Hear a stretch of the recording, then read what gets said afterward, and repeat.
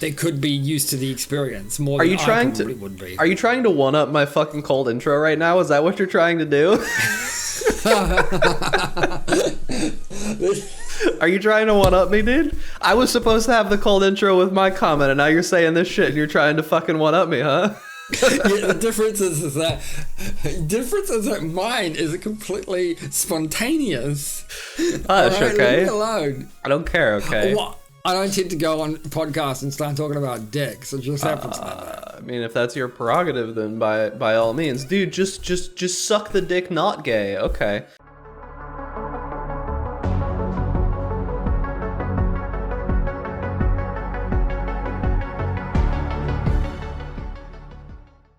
Hello and welcome to the Two Step Podcast. I'm Bag, and joining me as always is Mag.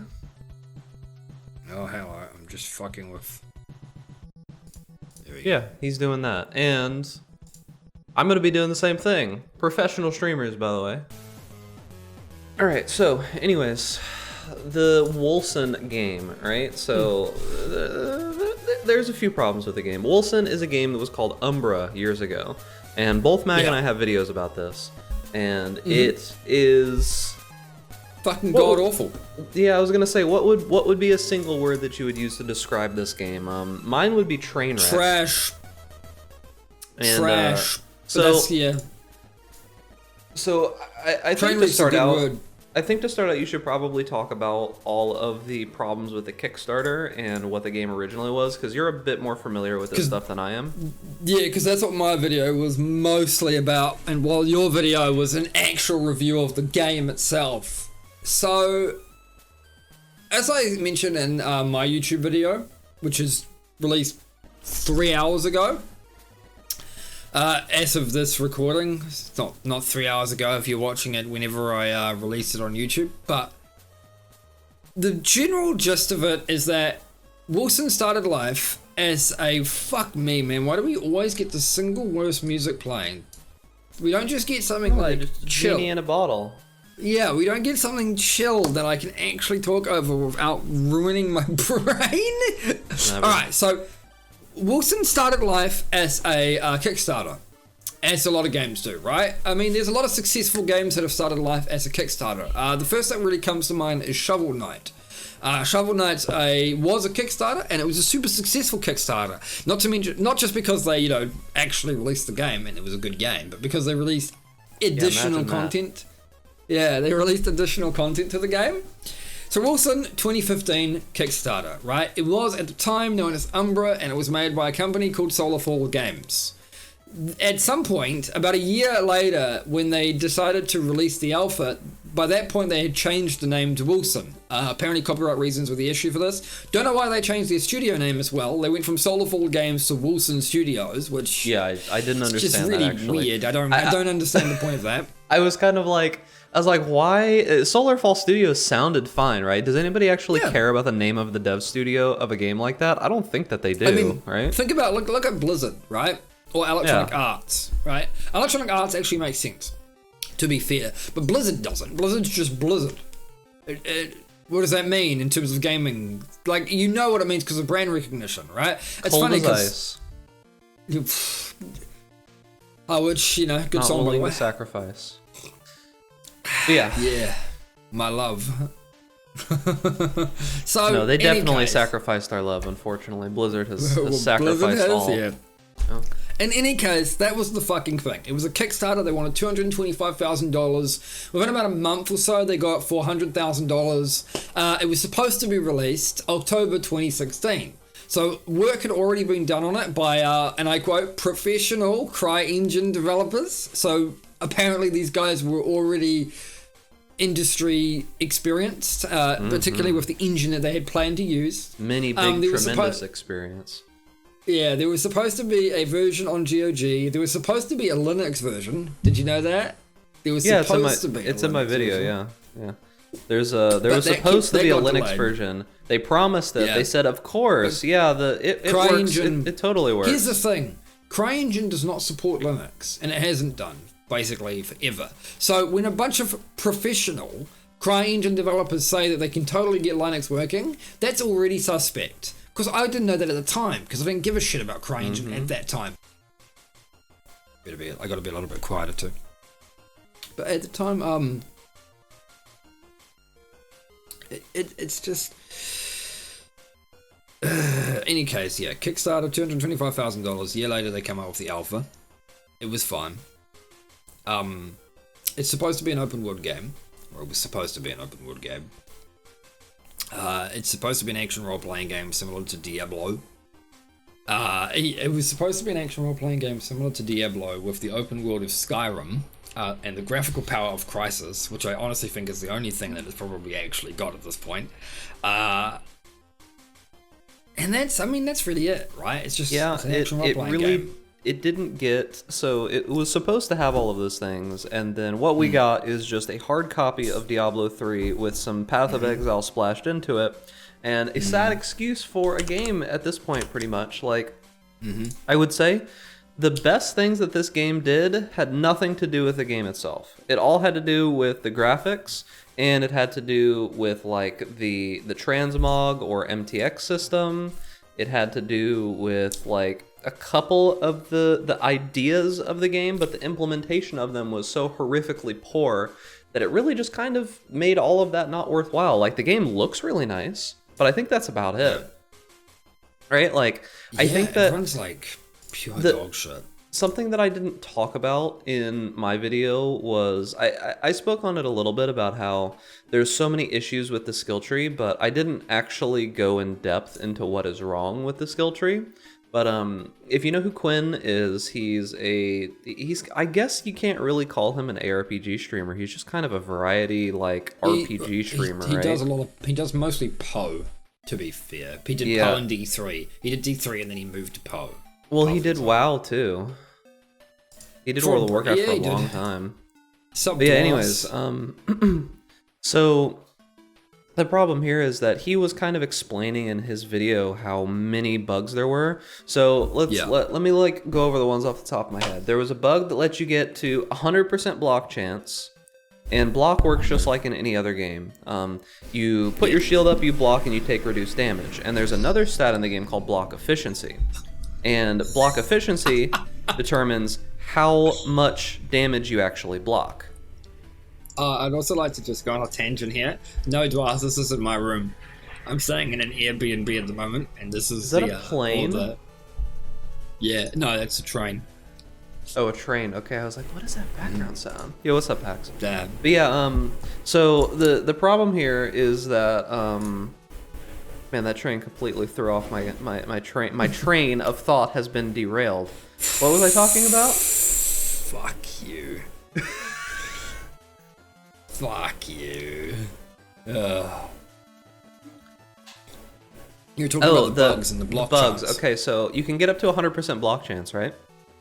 And there's this thing called block efficiency that will allow you to, it determines how much of the attack that you block. Well, you can very easily get up to 100 block chance. You can also very easily get up to 100 block efficiency. So, if you think about that for a second, you block every attack, and you block 100% of the damage. Yeah. So how much damage are you taking? None. So literally you can become immune to all damage in this game. Just you can become immune to all damage. And there was also... I don't mind that. I don't mind that, but there needs to be an investment.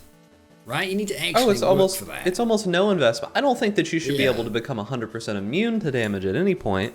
But then there's also the fact that there was a bug in the skill tree where there was this node that just said, for every point of block, keep this in mind, it's every point of block, and you get a lot of block, increase your damage by 50. Yeah. So it's like you have 100, so if you have like 1,000 block rating or whatever, right? You're doing 1,000 times 50 damage. 50,000 times damage. And yeah, we're aware of the issue with the camera. Basically, your choice is to either have no camera of mag or the delayed camera of mag on my stream. That's your only choice at this point. Because eventually we'll get it fixed when mag has a second webcam, and then it'll be like fixed, quote unquote. But it should be noted that it'll be a lot better on the YouTube video. If you're watching this on YouTube, I've hopefully synced the audio properly for the other person whose footage I'm taking, but the reality is that yes, once I have a second webcam or camera or whatever, we will be streaming that part, and that part will be live. Yeah, so it won't be like a couple seconds in the background. Yeah, there's nothing to really get around it at the moment. But yeah, so you can get this point that just says 50 increased damage. No, it doesn't even say increased damage, so this is another issue. It says, for every point of block, increases your damage by 50, is all that says. It just says increases your damage by 50, right? So the problem here is 50 what? 50%? 50 damage? 50 times? It doesn't say. Ends up being 50%, and you can get just infinite stacks of this, right? Another thing that happened is that there is this node. So the way that the abilities work in this game is very similar to Diablo, in that there's little perks that you can get for the abilities. You click the perk and it gives it some kind of bonus, right? But there's this one perk for an ability where it just says each stack of an ailment on the enemy increases the damage, but it doesn't tell you how much. Well, it just so happens that it's like 200% or something like that. And guess how many stacks of ailments that you can have on an enemy? 30. Oh, yeah. So, I mean, you literally watch Quinn, right? And he's got, like, no gear, and he's just going in here. It's as bad as my video, like, portion where I was doing the shurikens that were doing, like, ridiculous damage. He literally just walks in there. He's completely immune to damage. And this is by, like, 10 minutes into endgame, right? Like, he's just starting endgame, and he's already immune to damage and doing enough damage to kill the final boss, the final endgame boss. By the way, the final endgame boss, spoilers here. I'm going to give you, like, 2 seconds to, like, close your ears if you don't want to hear spoilers on the endgame boss. It's literally just the first phase of the second act's final boss. It's just the first phase of it, and it drops no loot. It has no loot table.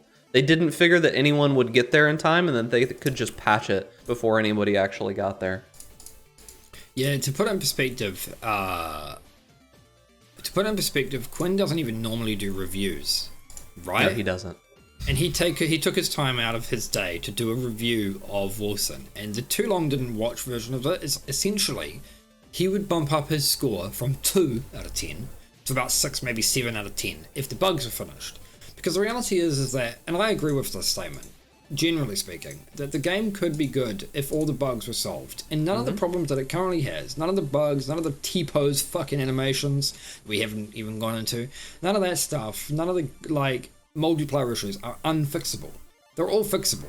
For me personally, I don't give a fuck about that. You can watch my video you can watch my video on YouTube to know why I wouldn't care if they fixed that problem. Fuck them. As far as I'm concerned, I don't trust Wolcen Studios. I don't care about them as a company. To me, Wolcen Studios is in the same boat as Wildcard. They're the guys who made Ark. They did the same thing where they fully released a game from early access with the same bugs that early access had, but they doubled the price. They're also in the same boat as like No Man's Sky developers, Hello Games. Although I actually think Hello Games is slightly better since they actually owned up to their shit, but that doesn't really. I still wouldn't buy another game from them. Like I wouldn't buy another game from them whatsoever. It doesn't seem like the devs are really owning up to anything at this point. They're kind of just there's damage no communication controlling. at all, though. There's never been any communication with Wolcen, which again I kind of mentioned in my video, where, like with the whole GOG drama, they never did any of that. They never talked about shit. Like, they just decided to sweep it under the rug and hope that nobody found out about it, because they didn't really do an announcement. Their announcement consisted of what, a comment, I think, is what it was. Okay, they had there was two fucking things. The first announcement, the actual announcement that Wolcen was being removed from the GOG platform was 1, when the full beta was supposed to come out, so fucking awful timing, and 2, it was done by a GOG representative. So they had told GOG that they were not going to update the game, and that they wanted it removed from the platform, and GOG then made the effort to tell everybody. Nobody was emailed, by the way. This was just a random post. I only figured this out because when the beta came out, because as said, I played it during alpha a few times, and then I waited 2 years to see how it would go, because that's how long it took. Like, I kept an eye on it, But it took like 2 years for them to actually finally release a beta. And when the beta came out, it wasn't on GOG, which is the platform that I had chosen to buy it on for. I don't remember the exact reason, but I'm pretty sure it was on sale, and it wasn't on sale on Steam. So I got it on GOG. Sale, the game went up to $40 for the full release, and it didn't change. Nothing changed. No, yeah. That's ultimately why I would never trust the developers again. That's the single reason. Because it's just... To me, when you release a game from early access to full release, right, I can forgive a lack of polish, some clunkiness here and there from an indie studio, absolutely. But I expect a fully finished game. I expect a finished game with at least an attempt made to get rid of some of the most egregious bugs. And honestly, no attempt's been made. Yeah, no attempts has been really made with regards to Wolcen. They did the bare minimum amount of effort just to get it out the door so they could have an excuse to double the price, basically. The reality is that they clearly promised people a 2020 release, so they've released it in 2020. It's not ready for 2020. They've just figured, hey, fuck it, if everyone else can release an unfinished game, why can't we? And I think companies are starting to realize now, with things like Fallout 76 and Anthem, that players are getting kind of sick of that. We're getting really tired of half-assed, half-baked releases. It's like, there's so many games to play that aren't unfinished, that it's like, why would I spend twice as much on your shitty unfinished game? What's the incentive? It's like, why am I going to sit here and spend any of my time actually trying to play this horrible buggy game when there's a new Path of Exile League that's coming out in like 2 weeks? Something like that. It's like, I honestly really wanted to like Wolcen. Sure, because it's another game that's competitive potentially to Path of Exile. Yeah, that's absolutely. Good.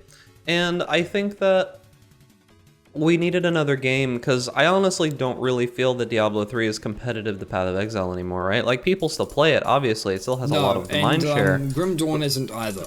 Because Grim Dawn is great, but it doesn't get like massive content updates. It's a one and done kind of game. You play the experience. It's a good game, by the way. I suggest anyone who likes action role-playing games to totally buy Grim Dawn and the expansions. They're well worth playing. But the end game of that is somewhat limited. Like, you'll farm gear and stuff if you want to, and then once you've done that, there's like there's no real new content that comes out. Sometimes they release new items, but they don't even release new skills or anything like that. So it's the same game but with different stuff. Something that I really want to see is that I want to see the system that Wolcen put into the end game, because there's this like city building kind of system that they put into the end game. Yeah. That's probably the best thing that they implemented out of the entire game, right? So like have you experimented? I never played far enough in a full release to try out the housing. Because I didn't give a fuck. I think I got, like... For me, personally, my footage, the only gameplay footage I have in my YouTube video is mainly of the first act during the Batcave, which is fucking terrible, and the first boss, which is also fucking terrible. And I'll be honest, I don't actually mind the boss design too much. It's got some... Because of the dodge roll, there's some interesting things they can do with the boss design. Actually, the dodge roll is probably one of the greatest things they've added to the combat system in that game. So there's some really, really interesting things that they can do with the combat, and they have done. I think they've actually utilized the boss mechanics quite well. It's just that everything surrounding the boss mechanics are really clunky and awful. Yeah, but, I kind of touched on it in my video, and the bosses, I feel they have, because of the indicators that they have and the way that they use the indicators for everything, it's very easy for them to add in difficult boss mechanics without it seeming like it's kind of a gotcha moment. Yes, yeah, and I think that's great. I think that's it is good. It's very good. The problem that I have is that the indicators on all but like a couple of things look terrible. They look so out of place. It's ridiculous how out of place they look. They're just big red shadows. There's no transparent. They're all transparent, so you can barely see them.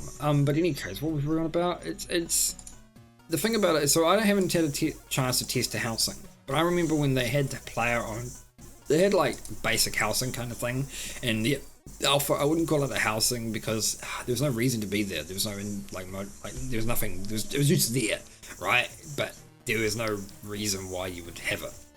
So I played into it a little bit. Like the walls and the decorations and stuff. It was really fucking robust. I don't know how it is now. So it's different now. It has nothing to do with actually like building the way that the city looks. I think that'll probably come eventually, but it has to do with the actual progression in the end game, right?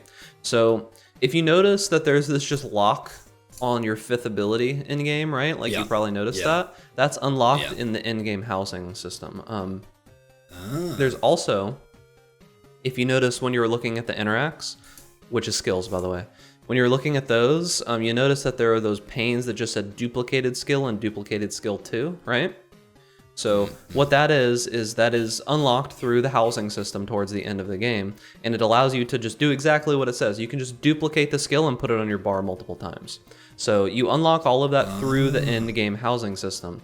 And another funny thing that happens with the housing system is there is this option that allows you to take a reagent, like a currency piece, because they do have some currency in the game, and you can take it and you can upgrade it. You insert it into the game and you click the thing and it starts a mission order basically for it, and it upgrades it, say, to like a legendary one, so you can modify a legendary one. Well, guess what happens when you do that sometimes? It doesn't always happen, but sometimes when you run that, I think I've heard this. It immediately boots you out of the game. Yeah. And then locks your account out from playing. Yeah. Yeah. And there are people that have literally still not been fixed. They literally did this on the first day. They went into endgame, they rushed this thing, and they put in their item. It crashed them out of the game, and they just can't play the game anymore at all. They can't even load into the game. It just locks them out. Yep. Those people will get a refund from Steam for the most part, because you can get a refund at any time now. That's how bad Wolcen is. Steam will give you a refund regardless. And it's funny because that's GOG. That was what GOG was like back then, right? When they announced that they were removing the game, GOG said, yeah, you can refund the game for store credit, no matter how long you've owned it. Since I had owned it since like 2016 or so. Fucking. It's just kind of sad, right? Because like, you see these people, like I have a couple people that have commented in my section on YouTube on my video, and they're trying so hard to defend the devs, and they're trying so hard to defend all of these people praising the game, and I'm like, okay, I mean, people can like the game, but are you just going to ignore the very, very obvious gotchas and flaws and all that kind of stuff? I think like the thing is that I can totally see the potential that the game has. Sure, right? Absolutely. Just because a game, but lots of games have potential. And potential is meaningless. Right? Good ideas and potential are meaningless on their own. Why do I don't care. I don't have any let's be realistic here, right? Neither you nor I have any real incentive to have a measured response. And we don't have any incentive to be, we don't have any incentive or motivation to be neutral when we don't like something.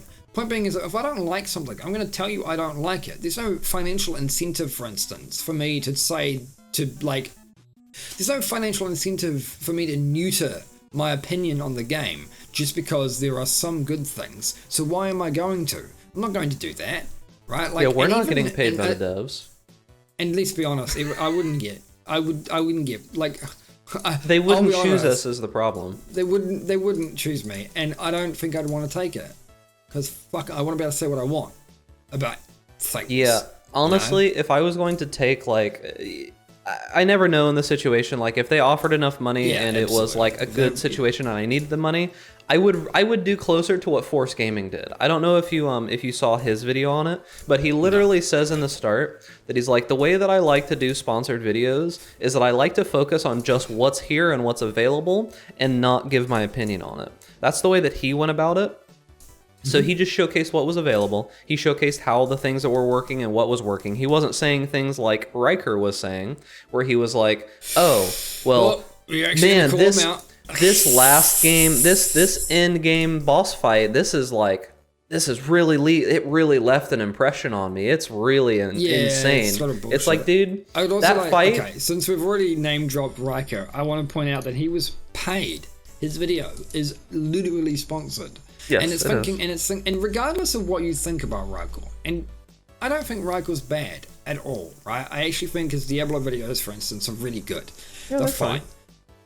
The problem I have with Riker's take on it is that, And he tried to defend himself on Reddit, but he doesn't seem to understand that your video is immediately non-genuine because you have immediately told people you are being sponsored by the company who made the game that you're supposedly reviewing. And it's like, how am I supposed to, how can you expect me? I'm sorry, Raikor, but how can you expect me to think that your take is an unmeasured, subjective look at Wolcen when you're being paid by Wolcen Studios? It's not. And no matter how much you tell yourself and lie to yourself that you are making an unbiased view, you're not, because the money affects you. Like psychologically, in the back of your head, subconsciously, it affects you. Like it tells you, you have the niggling in your head going, well, I can't give them a totally bad review because they've paid me. And they might not pay me again. And the problem here, I think it's fine to do sponsored videos, right? I think it's absolutely fine for devs to do sponsored videos for their content. However, I don't think it's okay for them to sponsor reviews of their content. I think that is wholly 100%. Disingenuous. That's not a fucking, it's not a review, because a review is supposed to be something that it's supposed to be, ideally it's supposed to be a subjective look at a game. Right, you're supposed to look at it subjectively and argue its faults and its positives. Its positives and negatives. That's what you're supposed to do. Ideally, a good review, to me at least, is somewhat balanced in the sense that it has positives and it has negatives. Unless the game is really, really, really awful. Yeah, if they exist. Right? The point being is that you and I can both see some good things with regards to Wolcen, and we would mention those, regardless of how awful those things are. I mean, I don't in my video, for the most part, primarily because it doesn't bother me. I mean, rather, the only positive things I had to say about Wolcen primarily were that during alpha it looked good and it had potential, but again, every game has potential and can look good, so that's irrelevant, I guess. But yeah, there's an expectation that when you do a review, it's your opinion and you're unbiased, somewhat, right? There's always going to be some biases because basically the only bias that you should really have is personal preference, not being paid. And Raikor was paid, and that's the end of it, right? And ultimately that's an additional bias. And I think that, like I said before, if you're going to make content about the game, like if you're going to get paid, I think it's fine to pay someone to maybe do like an intro guide, how to play the game, like show off some stuff that's going inside the game, show off a couple different things. Like that's fine. You know, I really don't care. I think that it's really good advertising. I think that it's supporting content creators. I actually think it's an overall positive thing. But just spending money to get people to say that you have a good game, and I kind of spoke about this, it's like there is this invisible pressure like Mag was talking about. It's like, if you want money or you want to be contacted by this company in the future, you better do a good job, because if you don't do a good job, they're not going to say anything to you. So if that is your source of money and you rely on that kind of money, you kind of feel pressured to do it. And then the company... It's one of those reasons why, to me, it's one of those reasons why I find unboxing videos so disingenuous. Yeah, sure. I think fine. that they're not necessarily a review, so it's more acceptable. But it's still, you know, it still comes from the part that they are often given. The thing about these two is that I would like to point out that some of these sponsorships are more like, they're not really sponsorships. It's more of a, this guy got the game for nothing, right? They are what we might call a review copy. And gaming journalists, you know, like IGN, GameSpot, and even YouTube creators get review copies of products all the time. That's not new. The problem is that, and the problem that people don't seem to get is that a review copy, something that you've gotten for free, right? That still affects, like subconsciously, your opinion on the game. Because ultimately there's still going to be that niggling sensation in the back of your head telling you, well, if I give them a massively disparaging review, maybe they won't give me review copies in the future. That affects your decision-making process when you make your review, when you talk about the item that you've been given for free. And so ultimately you can still be negative about those products, but you might not be as harsh as if you had bought it yourself. It's so much different. Like there are YouTubers that I watch who do reviews of random objects, and their reviews when they buy the items are completely different to the reviews when they were given the item, because when they buy the item, they'll shit on it completely, 100%. They'll just shit all over it.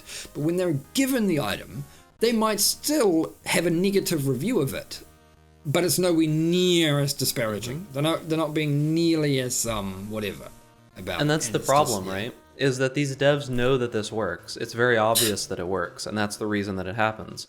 Now, that's not to say there aren't some people who are immune to it. Like, there's plenty of content creators that get review copies, that get this, that get that, and they just give their honest review, or they don't even review it, right?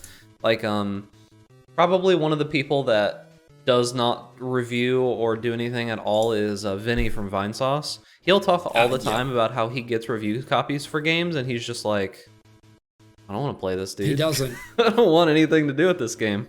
It's because he has a massive following, and he will talk about the game while he's playing it and stuff, but he doesn't review things like that on YouTube. He just usually releases his gameplay Twitch footage. And so he was commenting one video that happened to, or one game that did that to him, which was interesting, was Jedi Fallen Order, right?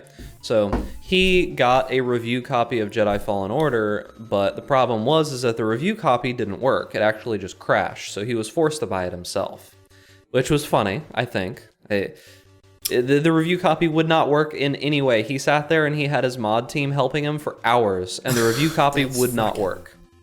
Wow, that's... So he ended up... he was going to buy the game himself anyways. He didn't care, but they ended up sending him a review copy. So, I mean, the problem is they wouldn't help him with the review copy. Yeah, so why would they send him a review copy if they don't plan to provide any kind of customer support? That's just fucking stupid. Zero.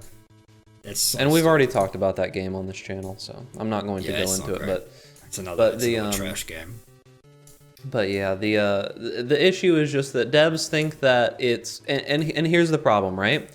I'm not shitting on them specifically for the fact that they are sponsoring content through YouTube. I'm not shitting on them for that fact. I'm shitting on them for the fact that they released this game in such a horrible, buggy state, and yet they're spending all of this money on advertising their game through influencers, right? And the problem is that you go into the comments on Riker's video, right? So I'm gonna look it up right now.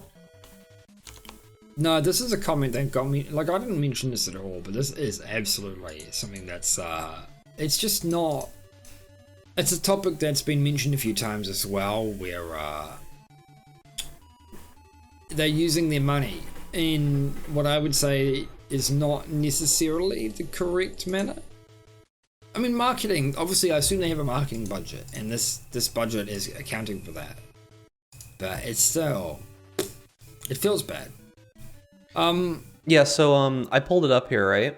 And the problem here is that I go into Riker's video and I look in the comments, and it's overall turning very negative now because people are starting to realize how bad the game actually is. But if you go and you scroll down a little bit, you'll see things like, oh man, this is making me very excited to play it tomorrow. There's a ton of very clear ideas in this game. I love in particular blah, blah, blah, blah, blah, blah, blah, blah, blah, and they say whatever, right? So you see all these people. This is obvious examples of people getting influenced by this. Absolutely, that's the thing, right? The thing is that Riker has 543,000 subscribers. He's known for Diablo 3 content, right? He's still, just don't worry about that. That's loud. He's still one of the premier like channels for that kind of stuff. So yeah, so he's trusted. Thousands. He's very very trusted. I mean, what's this video has over 400. His first impressions has 470,000 views. It's painful, right? Like it's like, and I wonder how he's feeling about it. Nothing. I don't think he feels anything. I mean, he literally took the deal himself. So well, what I'm saying is that the response to him in that video is so overly negative now that I wonder if it's going to affect him in any way, right? Because like nowadays, it's very easy to lose the trust of your following group and for that to just spread like an infection. It's very, very easy to happen nowadays. And it's kind of the thing that makes, it's one of those worries that you have in the back of your head where it's not really about selling out, right? It's about doing a disservice to your community just in general. Because, like, yeah, he could probably completely sell out if he wanted to, and he'd be fine. He'd probably make enough money to survive off of, but I don't believe in this day and age that you can genuinely continue to grow if all that you do is sell out. I want to, yeah, okay, I see. I want to mention somebody who always gets taught, of course the audio is faster. The audio is going to be faster because the footage is not live. I'm literally using... This is the third time we've mentioned it today. Yeah. I'm using a browser, right? I'm literally just streaming his face through the browser. It's always going to be off until I get a second camera and we can actually, like, record through Discord. Yeah, sure. But, I mean, it's pretty obvious why there's going to be a delay. I'm not using... What footage would I be using? Also, I'm sick of explaining this. All right, it's time for a note. Time for a note. Here we go. Add. Doing it live, boys. Add text. Just adding a note. Not live. Font. What's my font that I use? What's the font that we use? Boogaloo. Boogaloo. It's not great. It's not a great body font. Not live. Let's put a stroke on it. Let's see. Comic Sans, please. Outline. Comic Sans. Hell yeah, I'm doing it. Oh, fuck off. Damn it. Where's Comic Sans? Comic Sans. Hell yeah, dude. Gotta get my dyslexic boys up in here. What are you doing? I'm not even sure what you're doing. Not live.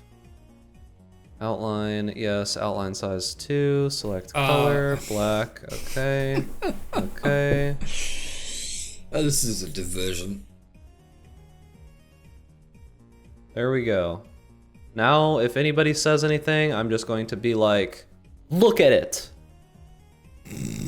Anyways, so all right, so Matt. So my point was, wait, hang on, let me finish my actual point. My point was that let's look when we look at things like sponsored reviews are just insane an idea, terrible. How can you have a sponsored review? It's contradictive, right? So my example of a really good channel that constantly gets called out for being sellouts, right, but totally isn't, to me at least, is probably Linus Tech Tips, because they do sponsored videos, and those so are they commercials. Think, so people think that because they have so many sponsorships, and because they have entire videos that are sponsored by a specific company, that they're in that company's pocket. But the thing about them is that when they actually do a review, they are doing a review. They have a review copy, right? Mm-hmm. So yes, that might affect their things to a degree, but it's not going right. Sure, and I've already established that. That is still to me bad, but again, it's an industry standard.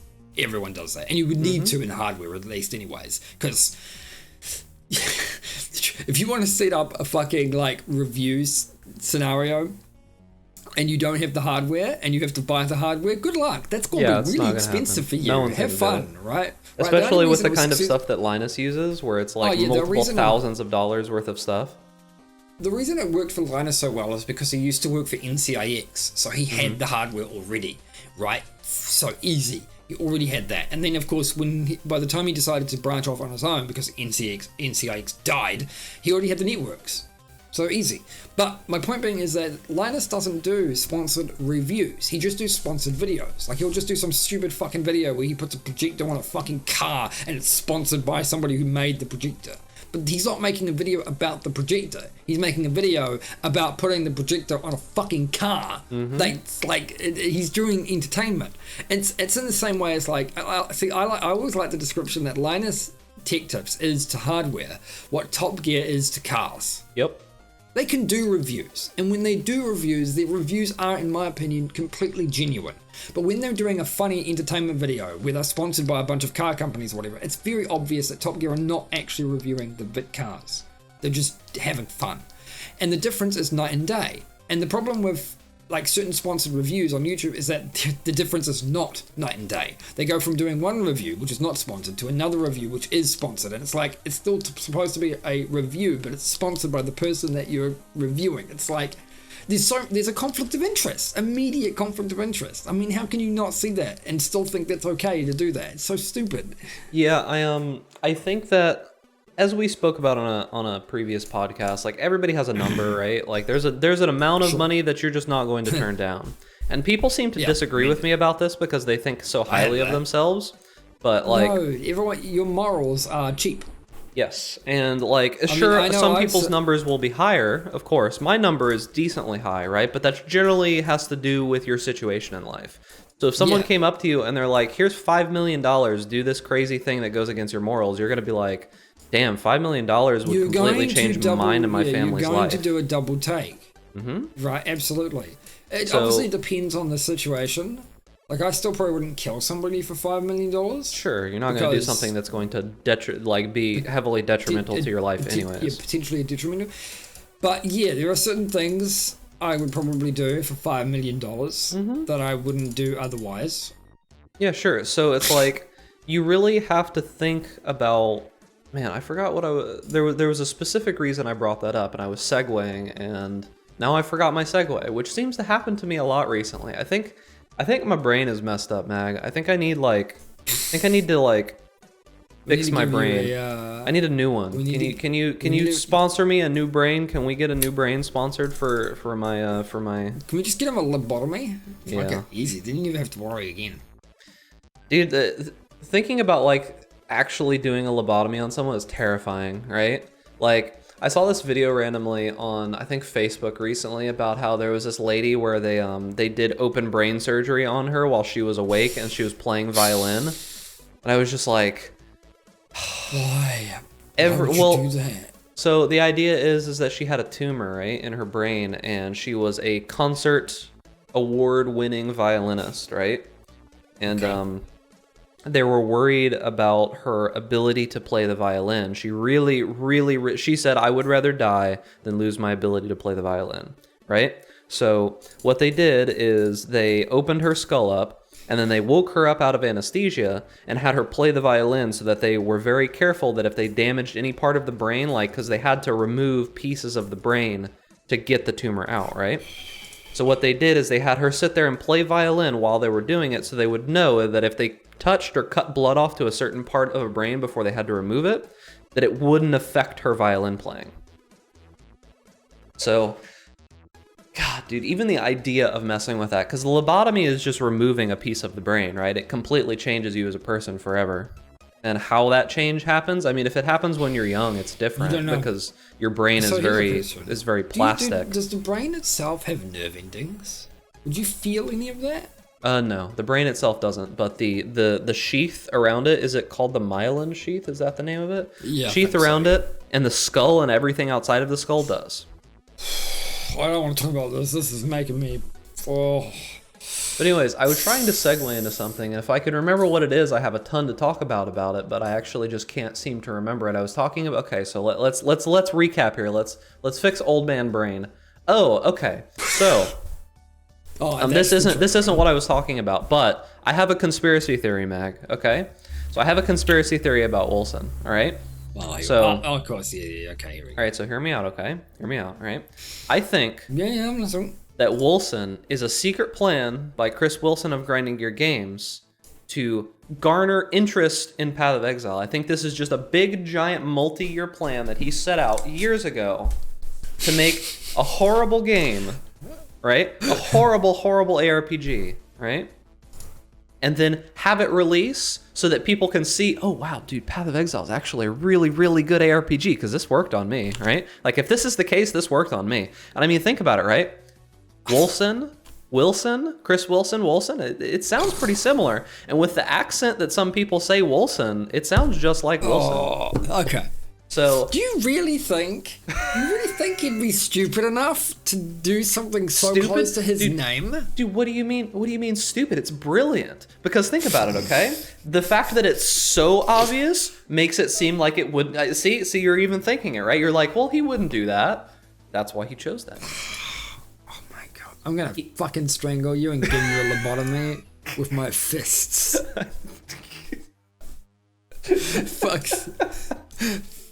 Fuck off. So yeah, dude. So yeah. Wolcen is just a secret project by Chris Wolcen to increase interest in Path of Exile. To just monopolize the action role-playing industry. I don't know where I was going with the everyone has a price, because there was legitimately a place that I was going with that, and it's something that I really wanted to talk about. How much would you suck a dude's dick for? I don't really have prices for those kinds of things. I've been asked that question many times, but I don't like to set prices for those kinds of things because I feel like I would be selling myself short. Depends on the person. If they were super rich, then yeah, a bunch of money. To be honest, I feel like you'll be selling yourself short no matter how much you ask for, because at the end of the day, like, you gotta suck dick. And I mean, again, if this is super easy, right? What you do, what you do is you just pretend that you're not gay. If you are gay, right? Because then it's easy. Then it's like, I'm not saying it's easier for a gay person to suck a random dude's dick. Rather, I'm just saying that they could be used to the experience more than I probably would be. Are you trying to one-up my fucking cold intro right now? Is that what you're trying to do? Are you trying to one-up me, dude? I was supposed to have the cold intro with my comment, and now you're saying this shit and you're trying to fucking one-up me, huh? Yeah, the difference is that mine is completely spontaneous. Hush, right, okay. Leave me alone. I don't care, okay. I don't tend to go on podcasts and start talking about dicks. It just happens like that. I mean, if that's your prerogative, then by all means, dude, just suck the dick, not gay. Okay. Anyways, I mean, you're all in here trying to come up with a cold open, but you know how cold opens work. There's always one piece of fucking gold in the Did you ever think that maybe I went galaxy brain and I intended for this to happen, huh? Yes. I intended you to try to one-up me because you're upset about my cold open being better, and you're like, no, I can't have this. Oh, yeah, sure. Yeah. All right, so...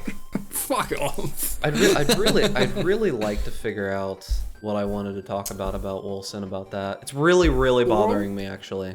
Talk about some stuff about Wolcen, Mag. No, fuck Wolcen. I want to just go off on a tangent here, right? Okay.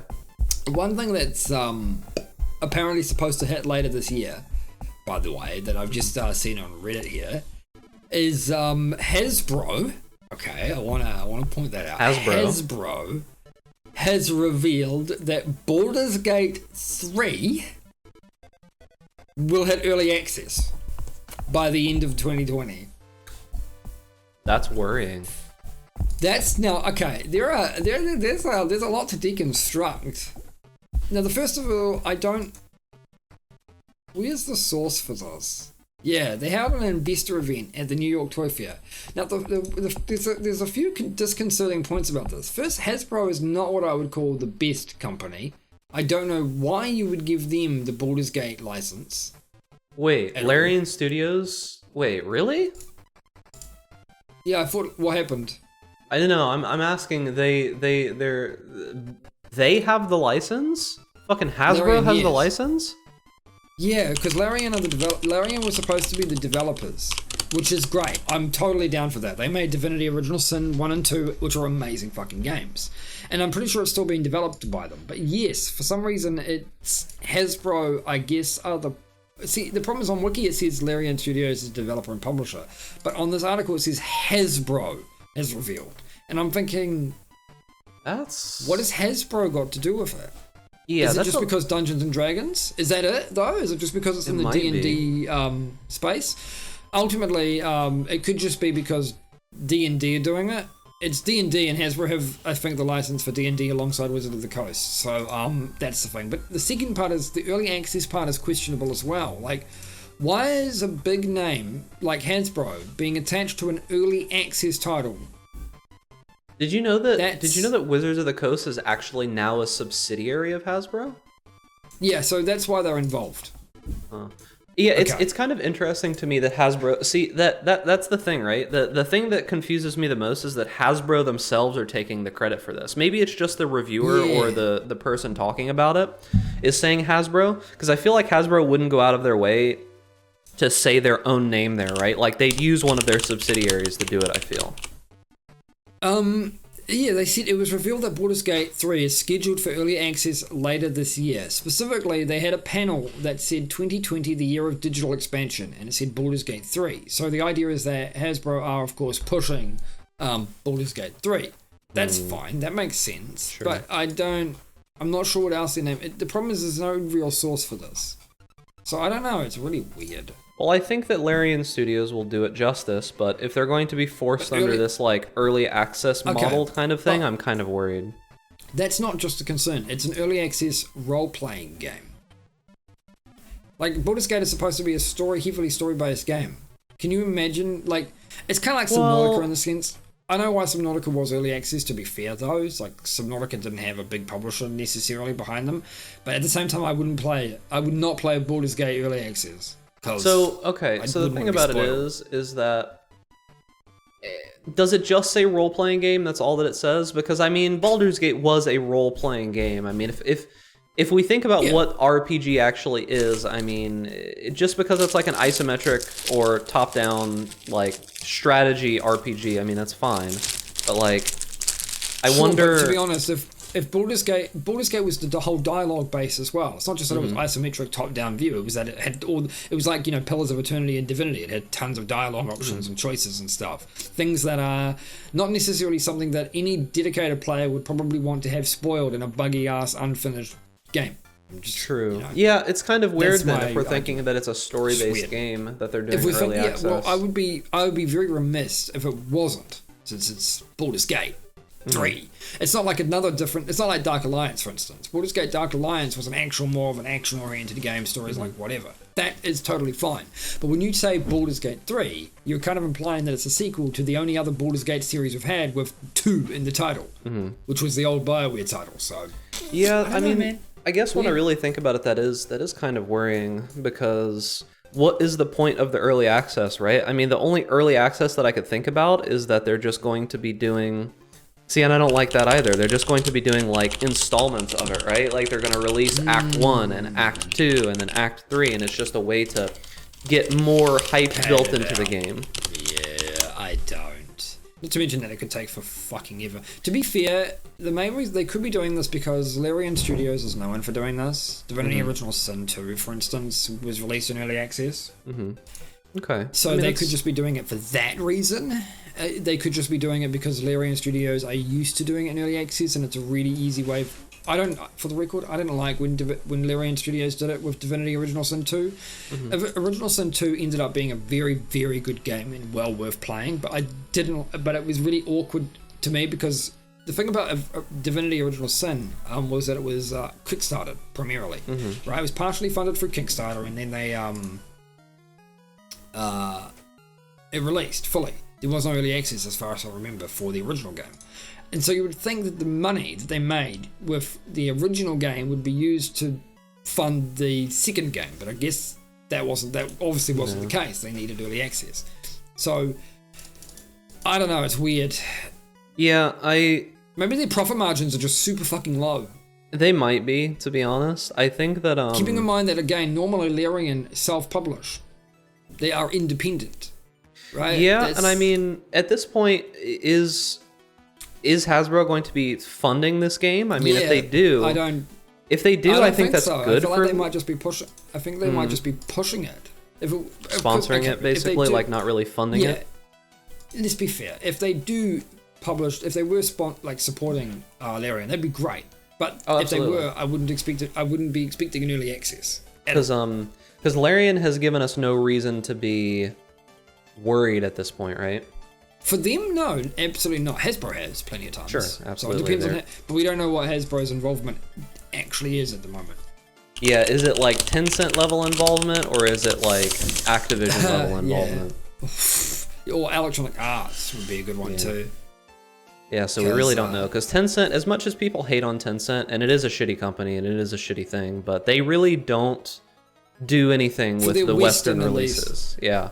Their own stuff, they absolutely doctor the fuck out of it, but the Western releases, they don't touch. They doctor it because I think a lot of Chinese players specifically are used to that kind of doctoring, so it's different.